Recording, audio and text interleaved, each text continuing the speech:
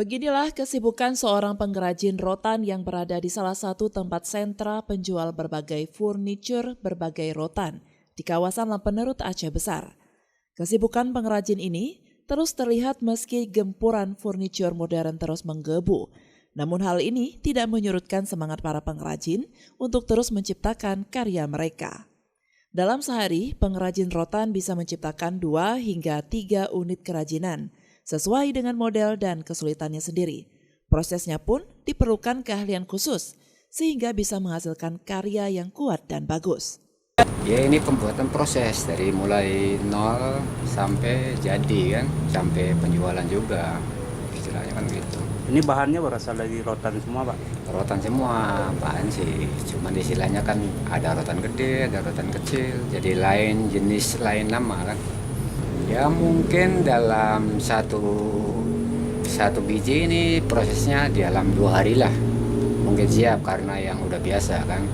Tapi kalau yang belum biasa mungkin di antara 4 hari atau 5 hari kan gitu. Menurut seorang penjual kerajinan rotan, berbagai furniture dari rotan hingga kini masih diminati, seperti kursi, tas, dan vas bunga, serta berbagai jenis kerajinan furniture lainnya.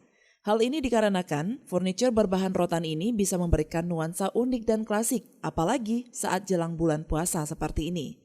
Salah satu yang paling sangat dilirik yaitu tutup saji, baik berbagai rotan maupun bambu, harganya pun juga terjangkau, mulai dari Rp200.000 hingga Rp230.000 per unitnya.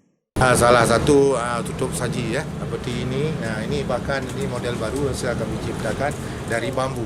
Mungkin kualitasnya lebih bagus, lebih kuat, lebih keras. Juga sekarang kan orang-orang kecewa karena tikus. Jadi ke bambu bukan nggak sanggup digigit, tapi biasanya nggak digigit karena lebih keras. Nah, kan daripada rotan memang bagus juga, tapi lebih bagus bambu lagi. Lebih bagus orang kita Aceh ini lebih bagus, kembalilah kepada dasarnya. Karena rotan dan bambu inilah pusaka dari nenek moyang kita dari orang Aceh.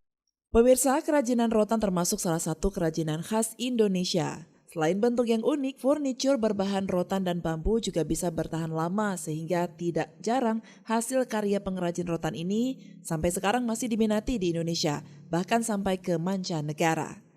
Dari Aceh Besar, Murdani Hasbi melaporkan untuk Puja TV Aceh.